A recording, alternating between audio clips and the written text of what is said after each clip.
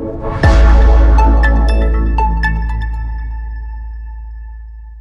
Nicky DePaul, research lead at Brex. And I'm Kira Klaas, Brex's Director of Brand. And today we're going to talk you through rebranding with research. At most tech companies, research is on a product or a design team and focuses on helping those teams gather customer data to make better decisions. At Brex, we partner with every team. Because why should the experts in gathering customer data only be helping certain teams? Today, we're going to talk about our partnership with the brand team. By the end of the talk, I hope you take away two things. Number one, that non-traditional partnership elevate the customer voice. And number two, that these partnerships raise research's influence in decision-making at the company. So let's get into the project. Rebranding is a massive undertaking that is time-consuming, expensive, everybody has an opinion on it, but it can really influence the future success of a company. So how do you do it? We're going to walk you through the 5 steps that we took to take on our own rebrand. So number 1, recognizing the need to change can read a little bit like a self-help manual, but that's really where it starts, identifying and recognizing the need to change your brand. And to do that, take a look at where you've been to try to get a sense of where you need to go. So let's start with where we've been. This is Brex. Brex is a business-to-business financial services company whose first product was a corporate credit card aimed at technology startups. And our brand was really reflective of that. We went to market with this message of the first corporate card for startup. We plastered it everywhere. We launched in the summer of 2018 with a massive billboard campaign. As you can see, a lot of bold billboards, big claims, black and orange. And this worked really well for us in terms of building basically a startup for startups. But as we started to grow and get feedback from customers, we were actually losing deals with larger companies or companies that just didn't identify with the word startup. There are negative connotations to the word startup, and that was starting to catch up with us as our ambitions were growing far beyond that. And if we wanted to become a global financial services company, we knew that we needed to change that perception. And in order to change the perception, we needed to understand where it was coming from, and we needed to tell a new story. So this is where the research team came in at step 2, building consensus to change.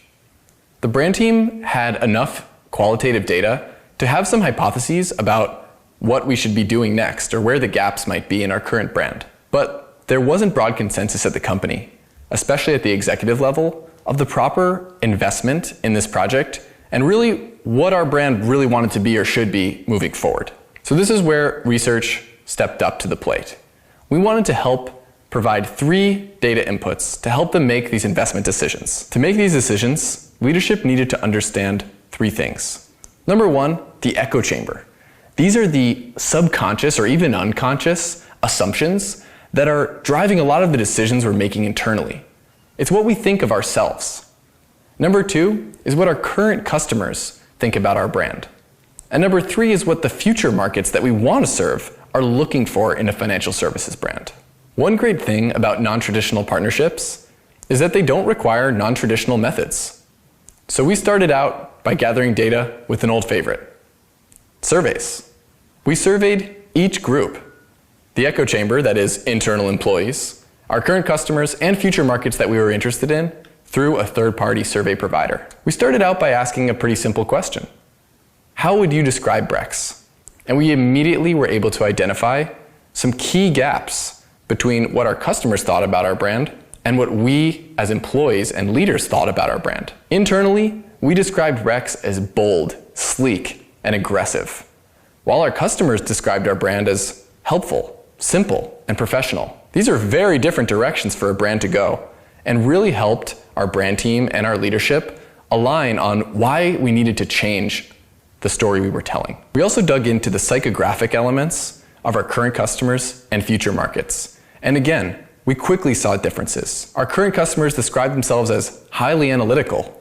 And building a brand for someone highly analytical is quite a different exercise than building a brand for someone who describes themselves primarily as creative, which is what we saw in our future markets. We then dug a level deeper and asked for perceptions of financial services brands that these folks were aware of or are using today.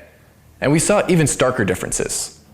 Our existing customers, who are, remember, tech startups, placed a lot of value in their financial services brands being tech-driven, whereas the broader market placed a lot more emphasis on more traditional financial services measures, like trust, security, and customer service. And again, this really helped us internally align because our leadership was quite focused on making sure that our brand was tech-driven, really talking about the tech side of Brex rather than the financial services side. And this helped us understand that it needed to be a mix of both. So number 3, building the brand. At this point, the research from Nicky's team had given me enough hard data to really make a case for the investment in a new brand. And all the inputs that we had gotten from Nicky's team, qualitative, quantitative feedback, were enough to give the executives enough confidence to give us the green light to move forward.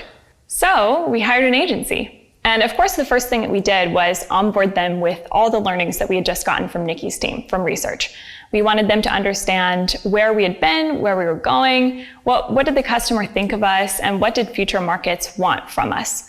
And we got into the fun part. We started going to the agency. And the amazing thing was that research was in the room with us all along, keeping the customer voice front and center. So we started to get into presentations with the executive team, and still, research was in the room the whole time, helping us and the executives stay connected to the customer voice and keep a pulse on that feedback the entire time. It's a very emotional process, so it's really important to have that there. Lastly, we asked some questions that were more business-oriented, around credit card selection, about the value of things like fees on a card, or an interest rate, or a rewards program. We did this to make sure that we were tying back the high-level brand concepts that we were researching to core business metrics, also known as dollars, which is something a lot of executives care a lot about. This is a key takeaway as well.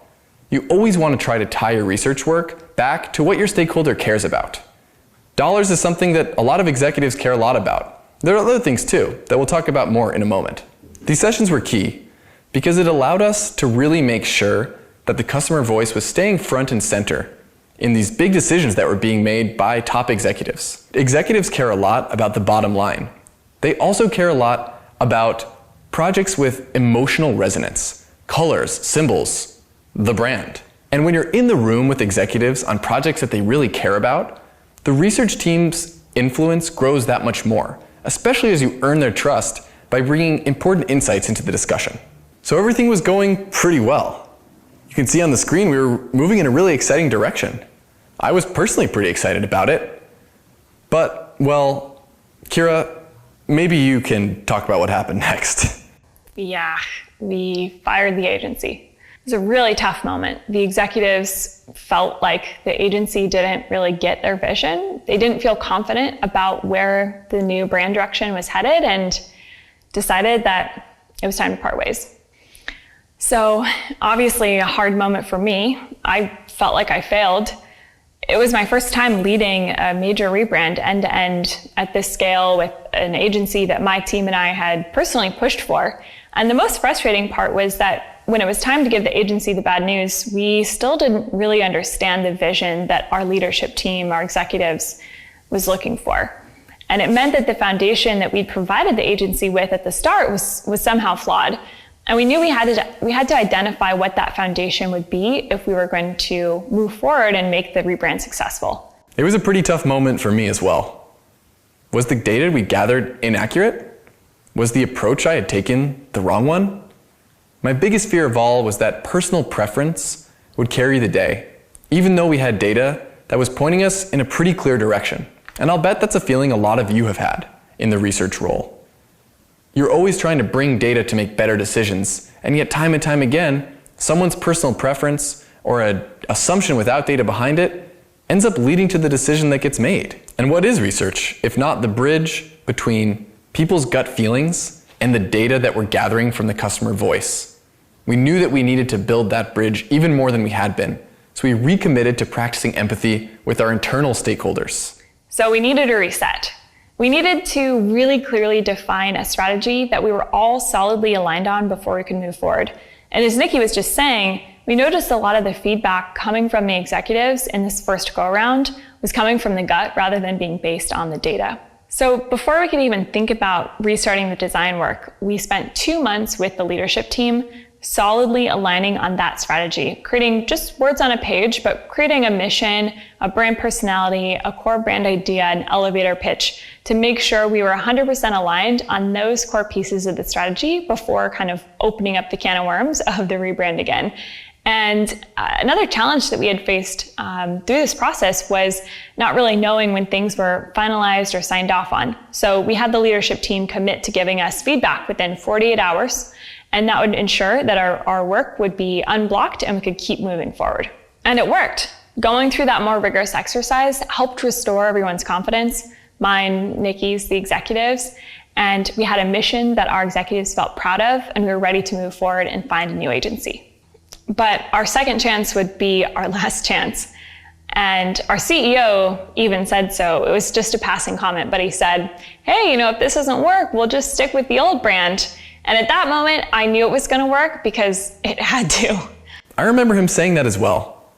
And I took it as motivation to reframe the insecurity that I was feeling into pride that all of the research that we had done to date had led us to being in the room in the first place. And not just in the room, but with top executives making big decisions. As cliche as it might be to say, failures always lead to growth. And researchers are experts at growing. Almost all of us have come from other walks of life and prior careers. I started as a customer support agent at Brex. Then I became the company's first account manager. And then I became the first researcher at the company, initially on the marketing team, before we even had a product team. And that's how Kira and I got to know each other, just sitting in the same part of the office and building the trust and the foundation that would lead to this really successful partnership. Right. And while the rebrand is a big part of my day, I still have day-to-day responsibilities where research has been incredibly helpful. A lot of the rest of my team on marketing is really hyper-focused on, immediate results, driving acquisition for the company, whereas I have to be thinking about longer-term plays. And so research is constantly an input in my work saying, how do we keep the customer voice front and center? And really anyone in the company who's making strategic decisions that impact customers in some way should be informed by the research team and should lean on the research team for support, for help making those decisions, keeping the customer part of each one. And so 3 months later, we had hired a new agency and got to work. And so even though the research data hadn't really changed from the beginning, we now had a clear sense of what the executives and leadership team were looking for to make sure we got to that right endpoint. At this point in the process, it was time for step 4, going back to the basics. This is when the non-traditional partnership shifts back into more traditional territory, working with designers and product marketers to validate the work that we've done so far. We used remote research tools like Lookback and Figma to run usability testing on our emerging design system and possible assets that we were creating, and also on our brand messaging, which is a huge part of the project. And that's really what it's all about, keeping the customer voice front and center in all of the decisions that we're making. And that takes us to step 5, evaluating your success. That's something that's always ongoing. But remembering back to where we had started, defining a brand that would be trustworthy, helpful, simple, here to stay, tech forward, a brand that would help us build a global financial services company, not just a startup for startups. First, we came to a mission that really clearly articulates what we do while speaking to the aspirations of businesses everywhere. A mission to reimagine financial systems so every growing company can realize their full potential. And 2, a new logo and visual system that connotes trust and stability while staying true to our tech-forward roots. And one that really, much more than our old brand, makes the customer the hero rather than Brex. So if you remember 2 things from our talk today, it's number 1, that non-traditional partnerships elevate customer voice. It's our job to tie decisions that are made at the company back to the lived experience of the customer and make sure that all teams are aware of the impact that their decisions are making. And number 2, it's that these partnerships give research more influence in that decision making. The more folks you work with, the more trust you're going to have at the company. And if you can earn executive trust, it sets a precedent that research as an input is valuable to everyone. So I would encourage all of you to look around your companies. Where are there big decisions being made? And where are the big decisions being made without customer input? Those are the places you might want to focus. Approach those teams. See if you can help. Because if you can, You perpetuate the virtuous cycle that we're all working towards in the research field, which is making sure that the customer has a better experience at the end of the day. Thank you. Thank you so much. And thanks for joining our talk today.